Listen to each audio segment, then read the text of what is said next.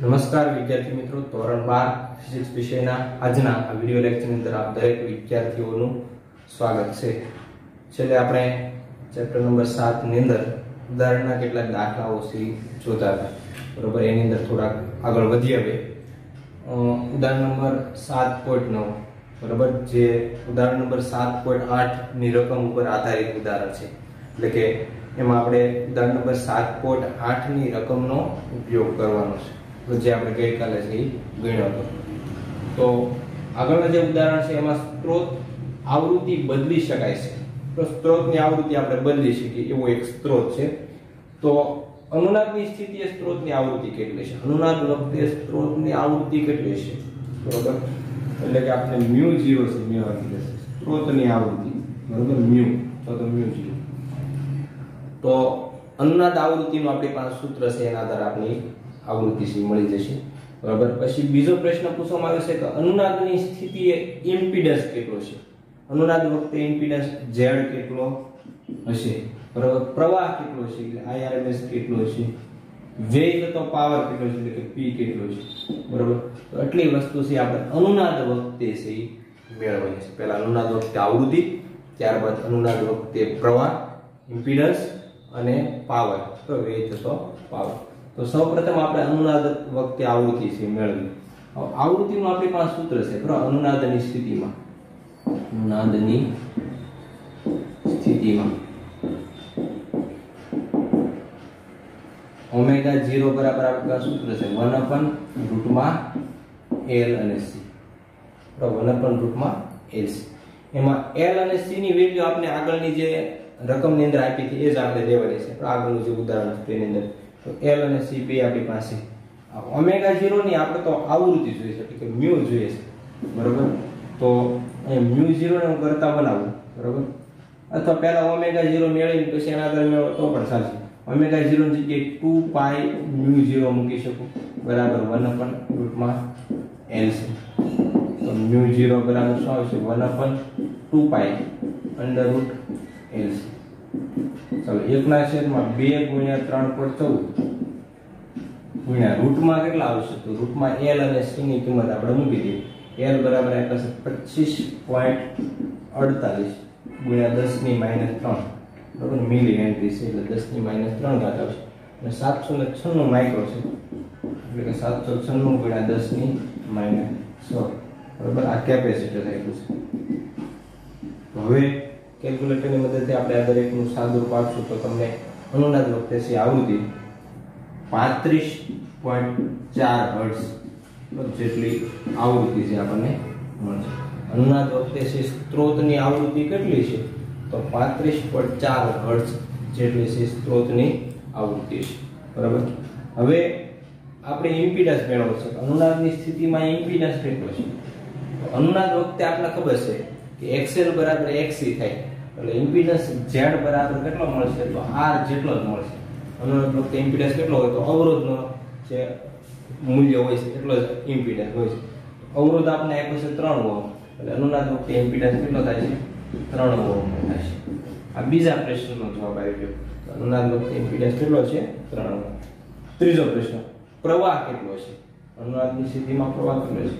તો IRMS બરાબર શું આવશે? તો V/Z. પણ V/Z ની જગ્યાએ આપણે શું મૂકશું? R જ મૂકશું, કારણ કે અનુનાદની સ્થિતિમાં Z બરાબર કેટલા હોય? R. બરાબર, હવે VRMS નથી આપ્યા, આપણે મહત્તમ વેલ્યુ આપી દીધી છે, વોલ્ટેજની મહત્તમ વેલ્યુ. તો VRMS ની જગ્યાએ Vm બાય આપણે કેટલા મૂકવા? આપણે √2 અને ગુણ્યા R. ચાલો, મહત્તમ વોલ્ટેજ આપણી પાસે કેટલો છે? તો 283 વોલ્ટ છેદમાં √2 ગુણ્યા R એટલે 3. બરાબર, હવે આપણે કેલ્ક્યુલેટરની મદદથી આનું સાદુરૂપ આપશું તો આપણે IRMS છે 66.7 એમ્પિયર જેટલો મળશે. બરાબર, આ આપણે IRMS એટલે કે પ્રવાહ મળી ગયો. બરાબર, RMS પ્રવાહ છે મળી. ત્યારબાદ વ્યય થતો પાવર મેળવવાનો છે. પરિપથમાં વ્યય થતો પાવર, તો આપણે ખબર છે કે પાવર વ્યય છે ફક્ત અવરોધની અંદર થાય છે. બરાબર, એટલે પાવર વ્યય P બરાબર શું આવશે? I² ગુણ્યા R. I આપણે આગળ મળી ગયો છે 66.7, તો 66.7 એનો વર્ગ કરવાનો અને એને ગુણ્યા R એટલે 3. બરોબર. હવે આપણે આનું કેલ્ક્યુલેટરની મદદથી સાદુરૂપ આપશું તો 66.7 નો વર્ગ ગુણ્યા 3 કરશો તો 13.35 ગુણ્યા 10 ની 3 વોટ મળશે. બરોબર. પણ 10 ની 3 છે એટલે આપણે આને કિલો પણ લખી શકીએ તો 13.35 કિલોવોટ. આ આપણને પરિપથમાં વ્યય પામતો પાવર છે. અંદાજ વખતે કેટલો પાવર વ્યય થશે તો 33.35 કિલોવોટ જેટલો પાવર વ્યય થતો છે. બરાબર. તો આ રીતે આપણે સૂત્ર આધારિત દાખલો હતો. બરાબર. અલગ અલગ વસ્તુ છે મેળવવાની હતી. તમને સૂત્ર બધા યાદ હોય તો તમે સરળતાથી છે દરેક જવાબ છે મેળવશો. જોઈએ હવે આગળનું ઉદાહરણ.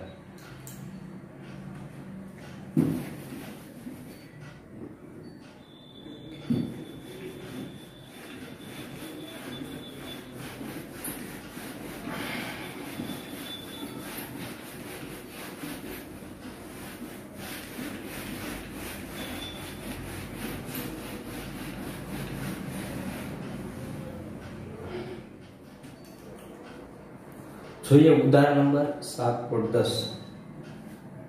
કોઈ એક એરપોર્ટ પર સુરક્ષાના કારણોસર મેટલ ડિટેક્ટરના દરવાજામાંથી એક વ્યક્તિ પસાર થાય છે. બરોબર. એરપોર્ટ ઉપર છે સુરક્ષા માટે છે એવા દરવાજા ગેટ રાખવામાં આવે છે. તમે ઘણી જગ્યાએ જોઈએ છે. બરોબર. જ્યાં મુસાફરોની અવરજવર વધારે થતી હોય. બરોબર. તો સુરક્ષાના હેતુ માટે તે એવા દરવાજા રાખવામાં આવે જેથી કરીને દરવાજામાંથી કોઈ વ્યક્તિ પસાર થાય તો એના ખીચામાં કે એની પાસે કોઈ એવી મેટલની વસ્તુ હોય, ધાતુની કોઈ વસ્તુ હોય તો તરત છે અલાર્મ વાગવા લાગે છે. તો જેથી કરીને ખ્યાલ આવે છે અને તરત સિક્યુરિટી ગાર્ડ છે ત્યાં દોડી જાય છે. તો ખાસ કરીને મોટા મોટા મંદિરોમાં પણ આવું હોય છે. તમે અક્ષરધામની અંદર જોયું છે કે અક્ષરધામની અંદર આતંકવાદી પ્રવૃત્તિઓથી બચવા માટે છે આવા ગેટ રાખવામાં આવતા હોય છે જેથી કરીને કોઈ આતંકવાદી છે ત્યાં અંદર પ્રવેશે તો કોઈ ધાતુ અથવા તો કોઈ એવા કિંમતી વસ્તુ સાથે અંદર પ્રવેશે. બરાબર. તો તરત અલાર્મ છે વાગવા લાગે છે અને સિક્યુરિટીને ખ્યાલ આવે છે. બરાબર. હવે આવા કોઈ એક દરવાજામાંથી કોઈ એક વ્યક્તિ છે પસાર થાય છે તો તે અથવા તો તેના પાસે કોઈ ધાતુની બનેલી કોઈ વસ્તુ હોય તો મેટલ ડિટેક્ટર ધ્વનિ ઉત્સર્જિત કરે છે. એની પાસે જો કોઈ ધાતુની વસ્તુ હોય તો મેટલ ડિટેક્ટર દરવાજો જે છે એના દ્વારા છે તરત ધ્વનિ અલાર્મ વાગવા માંડે છે. બરાબર. આ ડિટેક્ટર કયા સિદ્ધાંત ઉપર કાર્ય કરે છે બરાબર એ આપણે સમજાવવાનું છે. ટૂંકમાં થિયોરેટિકલ ઉદાહરણ છે. આમાં કોઈ ગણતરી આવતી નથી પણ થિયરીના આધારે છે આપણે જવાબ આપવાનો છે. તો સૌપ્રથમ તો આ જે ડિટેક્ટર છે જે મેટલ ડિટેક્ટ કરે છે બરાબર મેટલ છે ને પારખે છે તો મેટલ ડિટેક્ટર છે એ એસી પરિપથના અનુનાદના સિદ્ધાંત ઉપર કાર્ય કરે છે. જે આપણે અનુનાદ આગળ ભણી ગયા બરાબર. તો એ અનુનાદના સિદ્ધાંત ઉપર કાર્ય કરે છે. આનો જવાબ એ આવશે કે મેટલ ડિટેક્ટર એસી પરિપથના અનુનાદના સિદ્ધાંત પર કાર્ય કરે છે.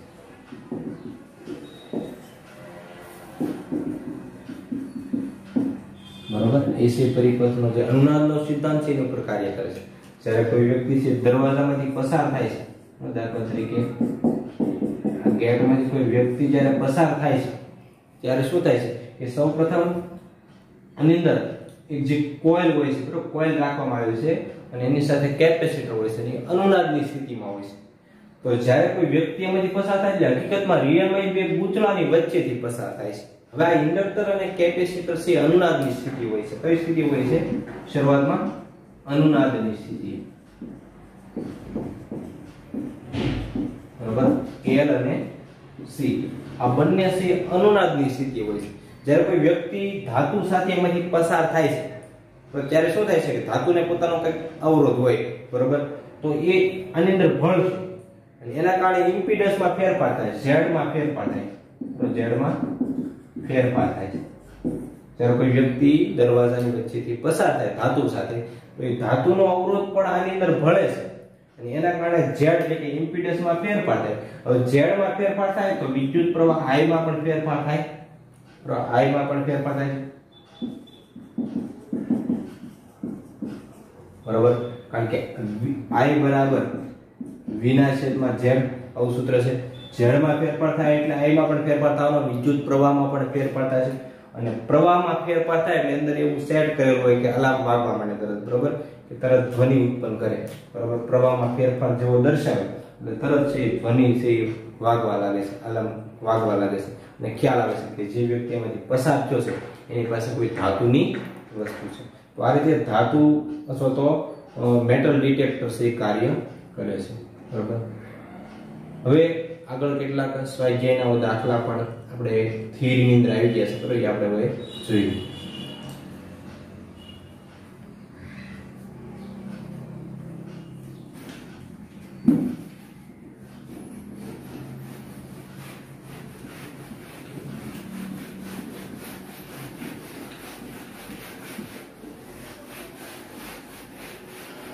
જોઈએ આગળનો સ્વાધ્યાયનો દાખલા નંબર 7.6 જોઈએ. L બરાબર 2 હેનરી ઇન્ડક્ટન્સ, C બરાબર 32 માઇક્રોફેરેડે કેપેસિટન્સ અને 10 ઓહમ અવરોધ વાળા LCR શ્રેણી પરિપથ માટે અનુનાદ આવૃત્તિ મેળવો. એટલે તો ઓમેગા 0 આપણે મેળવવાની છે, બરોબર. અને પરિપથનું Q મૂલ્ય કેટલું છે, એટલે કે Q ફેક્ટર પણ આપણે મેળવવાનું છે. સૌપ્રથમ તો આના આપણે સૂત્ર આવડતા હોય તો ડાયરેક્ટલી આપણે જવાબ મેળવી શકીએ, બરાબર. અનુનાદ આવૃત્તિ એટલે કે ઓમેગા 0 નું આપણી પાસે સૂત્ર છે ઓમેગા 0 બરાબર 1/√L C, આવું સૂત્ર છે. L અને C બંનેની કિંમત આપણી પાસે મૂકી દઈએ આપણે, બરાબર. √L એટલે ઇન્ડક્ટન્સ આપ્યું છે 2 હેનરી, 2 ગુણ્યા C કેપેસિટન્સ આપ્યું છે 32 માઇક્રોફેરેડ એટલે કે 10⁻⁶, બરાબર. અને આપણે સાદુરૂપ આપી એટલે 1/32 બરાબર, 32 અને એનું વર્ગમૂળ થશે 8, બરાબર. 10⁻⁶ નું વર્ગમૂળ આવશે 10⁻³ અને અંશમાં જાય તો 10⁻+3 એટલે કે 1000/8 કરશું, બરાબર. તો 1000/8 કરશો એટલે 125, બરાબર. ઓમેગા 0 છે એટલે એકમ આવશે રેડિયન પ્રતિ સેકન્ડ. તો આ રીતે મિત્રો આપણે અહીંયા અનુનાદ આવૃત્તિ છે મળી ગઈ 125 રેડિયન પ્રતિ સેકન્ડ. હવે એમાં બીજો પણ એક પ્રશ્ન પૂછવામાં આવ્યો છે કે Q ફેક્ટર કેટલો છે. તો Q ફેક્ટર નું આપણી પાસે સૂત્ર છે Q ફેક્ટર બરાબર તો ઓમેગા 0 L ના છેદમાં R, આવું સૂત્ર છે.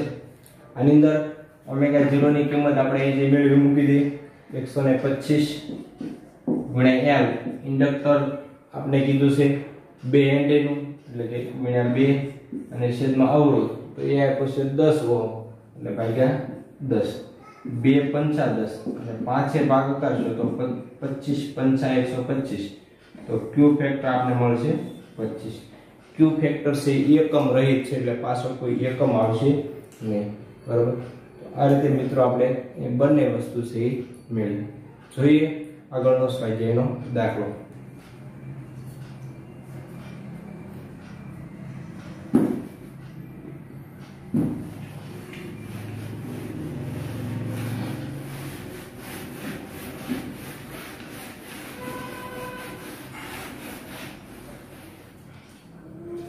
સ્વાધ્યાયનો દાખલા નંબર 7.7 જોઈએ. 27 મિલી હેનરી ઇન્ડક્ટર સાથે 30 માઇક્રોફેરેડનું સંપૂર્ણ વિદ્યુતભારિત કેપેસિટર જોડેલ છે તો પરિપથમાં થતા મુક્ત દોલનોની કોણીય આવૃત્તિ કેટલી છે. એટલે કે અહીંયા આપણે અનુનાદ આવૃત્તિ જ મેળવવાની છે જે હમણાં આપણે મેળવી, બરાબર. ઓમેગા 0 બરાબર શું આવશે 1/√L, બરાબર.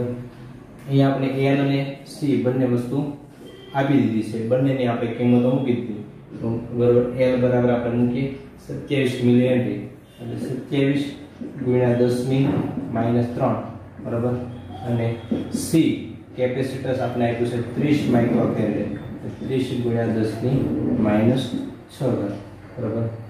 હવે આપણે સાદુરૂપ આપીએ, બરાબર, કેલ્ક્યુલેટરની મદદથી તો તમને ઓમેગા 0 છે 1111.11 રેડિયન પ્રતિ સેકન્ડ મળશે, બરાબર. અનુનાદ આવૃત્તિ કેટલી મળશે તો 1111.11 રેડિયન.